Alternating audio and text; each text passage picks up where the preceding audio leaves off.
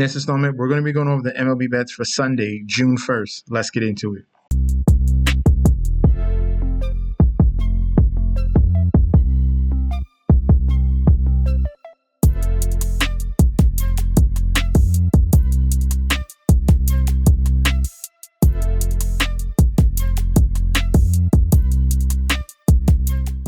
Welcome back to the channel. It's your boy Chef D, and I'm here to bring you the winning ingredients for our June 1st MLB slate going on Sunday. But before we deep dive into that, don't forget to like, comment, and subscribe to the channel. Make sure you follow me on Instagram and Twitter at MetsNetChefD. Don't forget about that TikTok at Chef_D91, and don't forget about that Patreon. Right now, we're at the homepage of the YouTube channel, currently at 10.1 thousand subscribers. This is the road to 20K, and we're well on our way because you guys are showing up each and every single day. If you already subscribed, continue to like and comment. That helps the YouTube algorithm so we can grow to a much broader audience. All right, now going off of yesterday's video here, we finished strong here, 3-2. As long as we finish over 500, that's what we want. Obviously, a sweep is what we really want. 4-1 is great, but we finished 3-2. It could have been better than that, but the Phillies, for some reason, Luzardo just got blasted from the beginning of the game. They didn't come through. Rangers lost by 2. We had the +1.5, but the teams that did come through, we had the Blue Jays. They came through on the money line. We had the Guardians. They came through on the money line, and we had the Rays, Astros over. That game went over, like they scored like 16, 17 runs. So phenomenal start for yesterday's video. We're going to bring it over to this one. If you guys want to get connected, please click on that description down below. Get connected. You're getting full access to daily bets, future bets, and access to that group chat that goes off 24/7. First up here in the Globe Life field, we have the Texas Rangers, 28-31, going up against the St. Louis Cardinals here, 33-25. Starting pitcher Eric Fetty here, 3-4 to 3.90 ERA, going up against Jacob deGrom, 2.42 ERA currently this season. Jacob deGrom comeback year is looking pretty good. Looking at the current odds here, Rangers -175 on the money line, with the comeback of the Cardinals at a +145. Total runs set at 7.5. Public bet percentage here, we have 73% of the bets, and then we have 54% of the money coming in on St. Louis here. So public and sharps are split either way. For the total runs, 83% of the bets, 79% of the money towards the over 7.5 on this total. Looking at this pitching matchup here, we're going to start off with Jacob deGrom. Like I said, he's come back this year and pitched phenomenal, especially in Texas. A lot of these older pitchers are going to Texas, and they're really like reinventing themselves. It's really impressive. Cardinals is another team that does well with older pitchers as well, like Sonny Gray in Busch Stadium is phenomenal. But right now, deGrom 1.71 home run, 1.71 ERA at home, giving up under 200 batting average as well. And across the board, these numbers are phenomenal against lefties and righties. All right, so Eric Fetty here, he pitches better on the road at 2.86 ERA on the road, a very low average at 2.15. So we might have a little bit of a pitcher's duel here. He's getting a little bit lucky. Okay, with Eric Fetty, looking at his numbers, he's giving up power to righties at a 1.32 home run per 9, and he's giving up walks to both lefties and righties. Above 10% walk rate to lefties and righties is a major concern. And what you want to see here is the left on base percentage. All right, the defense behind Eric Fetty has been phenomenal. That's why he's getting these outs. He's 86% left on base percentage against lefties, 68% against righties. So the defense behind him, or just bad hitting in positions like runners in scoring position, some of these teams that go up against Eric Fetty, they're not coming through. The good thing about Texas, they're number 3 in the league with runners in scoring position. When they get these opportunities, they know how to knock them in. So I'm going to be going with the Rangers on the money line in this game. And then ultimately, a secondary play, if you want the best value, I would take the Rangers -1.5, or you could take the under 7.5 on the total. In Citizens Bank Park here, we have the Philadelphia Phillies 36-22 going against the Milwaukee Brewers here 31-28. Pitching matchup in this one, very interesting. Jose Quintana 4-1 with a 2.65 ERA.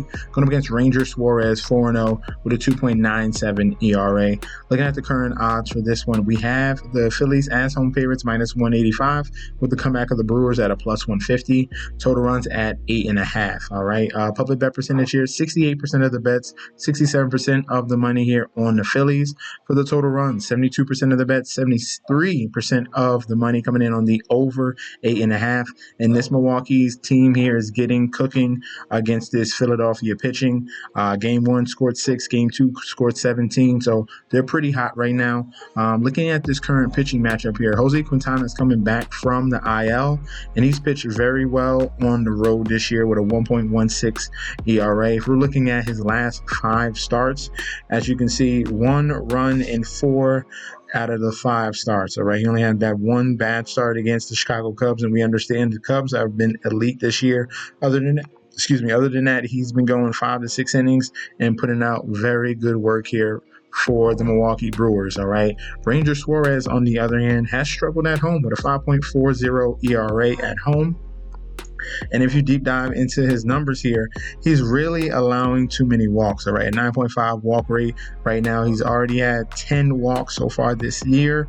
And if we're looking further through his numbers, he's just giving up too many opportunities for teams to hurt him. All right, so in 24 innings, 10 walks, that's an issue. The home run per 9 isn't much of an issue. Only 1 home run so far this year, but there is an avenue for the Brewers to get going yet again if Ranger Suarez has issues with his control against righties. All right, so this one here I think is going to be more closely contested, and there's value on the Brewers. So give me the Brewers +1.5. I like that number there. And then our secondary play will be Brewers on the money line. In Progressive Field here, we have the Cleveland Guardians 31-28 going up against the LA Angels here 26-31. Pitching matchup here, Jack Konchanowicz, 3-6 with a 5.07 ERA, going up against Gavin Williams, 4-3 with a 4.27 ERA. This game here with the current odds, we have Guardians as slight home favorites -175 with the comeback of the Angels at a +145. Total run set at 8.5. Public bet percentage here, 71% of the bets, 62% of the money coming in on the Cleveland Guardians, and for the total run, 78% of the bets and 73% of the money towards the over 8.5 on the total. All right, this pitching matchup here, we got 2 question marks here. Gavin Williams technically has way better upside and should pitch better. But Jack here, Konchanowicz, has major issues, struggling against lefties, giving up 8 home runs already so far this year, a 300 batting average as well, and a 5.63 ERA on the road. And he's going to be going up against the Guardians on the road as well. If we're looking at his home run per 9 against lefties, 2.57, and a 14% walk rate to lefties as well, a 9.5% walk rate to righties. So across the board here, 339 batting average, a 2.14 whip. This is a phenomenal spot here for the lefty batters here in that Cleveland Guardians lineup. And it's still a good spot here for the righties as well, with all the opportunities that he's given up to righties with his walk percentage as well. So this is not a good spot for the Angels here and Konchanowicz. Gavin Williams, on the other hand, he has been very up and down this year, a 4.18 ERA at home. He's given up walks as well. If we're looking at his numbers, it's not too phenomenal. 15% walk rate to righties, 11% walk rate to lefties, 2.30 home run per 9 to lefties as well. And he's struggling against right-handed hitters, 370 batting average, and a 2.43 whip, even though there should be some regression to those numbers. So technically, the best play probably would be the over 8.5, but ultimately, I do think the Guardians get this W at the end of the day. So I like Guardians on the money line, and for the secondary play, the total 8.5 runs would be my secondary play as well. If you want to flip that around, you can, because both of these guys do give up runs, but I think Gavin Williams gets it right in this particular spot. Against the offense here in the Angels, that's 26 ranked as well. So Guardians money line and over 8.5 total runs. in Kauffman Stadium here, we have the Kansas City Royals 31-28 going against the Detroit Tigers 38-21. Looking at this pitching matchup here, Kiter Montero 2-1 with a 4.54 ERA. Going up against Chris Bubich here 5-2 with a 1.45 ERA. Looking at these current odds here, Royals are home favorites -150 with the comeback of the Tigers at a +125. Total run set at 8. Public bet percentage here, 56% of the bets and money on the side of the Tigers here. So public and sharps are on the underdogs. For the total run, 74% of the bets, 65% of the money towards the over 8 runs in this game here. All right, now for this pitching matchup that we have right now. So far, this series is tied 1-1, and this is that series breaker here, third and final matchup. Kiter Montero is a guy we love to pick apart. Right now, he has a 5.30 road ERA, giving up a 292 batting average on the road, and this is a spot that you want to attack him at. Looking at his road numbers against lefties, a 2.84 home run per 9 against lefties, a 448 batting average, a 2.68 whip, a 458 BABIP as well. So this is a great spot for the Kansas City Royals lefties here. And Vinny Pasquantino, John Rave, Drew Waters, Michael Massey, Kyle Isbell. So he's going to see 4 to 5 lefties here on the Royals lineup that are all in phenomenal spots here. So that's definitely a spot you can look at. Maybe you want to do Royals team total over as well. Chris Bubich here, lefty, he has been outstanding. 1.40 ERA at home. Phenomenal numbers across the board. If we're looking at him, 35% K rate against lefties, 24% K rate to righties, 190 batting average, up under 1 whip against righties as well. And that's what he's going to mainly see because he is a left-handed pitcher going up against this Detroit Tigers offense. All right, so this one here, I'm going to go against the grain, and I'm going to fade the public and the sharps here. It's not good when we got public and sharps on the underdogs, and the line is solidified as the Royals as favorites. Give me the Royals on the money line. And as our secondary play, I would take the Royals team total over. I think they'll get to Kiter Montero and score over probably, 4.5 runs. Love Royals in this spot. Last but not least here in Chase Field, we have the Arizona Diamondbacks, 27-30, going up against the Washington Nationals, 27-30. Starting pitching matchup here, Mitchell Parker, 4-4 with a 4.65 ERA, going up against Corbin Burns here, 3-2, the elite ace on the mound for the Arizona Diamondbacks. Looking at the odds for this one, we have -235 for the D-backs with the comeback of the Nationals at a +195. Total run set at 9. Public bet percentage, 89% of the bets, 68% of the money towards the Arizona Diamondbacks. And for the total runs, 89% of the bets, 88% of the money towards the over 9 total runs. So now looking at this is when you want to look at the series, when you're looking at the third game of a series here.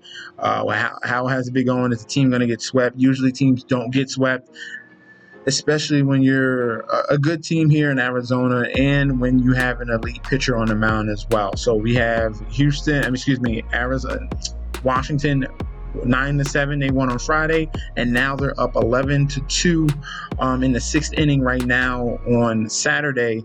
So they probably be down 0-2 here against the Washington Nationals, and then you got your best pitcher on the mound now, trying to salvage this series and get a win. All right, so that's the angle that you want to look at. Mitchell Parker here is a guy you definitely want to expose. So it's a perfect matchup here. A 6.04 ERA on the road. That's what he's given up as of right now. And as a he's a lefty, right? Yeah. As a lefty here, we got to look at the numbers against righties. He's given up a 1.71 home run per 9. He's given up a 9% walk rate, so it's almost 10. Still a cause of concern. Other than that, he is the batting average is fine. The whip is decent. When he does have lefty versus lefty matchups, he does struggle with a 350 batting average and a 2.08 whip. So those will be a couple matchups here and there where he'll face lefty versus lefty in this Arizona Diamondbacks lineup. Let me confirm how many guys. Let's see. So when the Diamondbacks face lefties, on average, he's going to see, definitely he's going to see Corbin Carroll, Josh Naylor, Pavin Smith, and Alec Thomas. All right, so he's going to see at least 4. And then it depends how Ketel Marte and Geraldo Perdomo, if they're going to switch as well. They might feel better, more comfortable batting lefty against a lefty. So this is a spot where they can definitely expose Mitchell Parker in this game.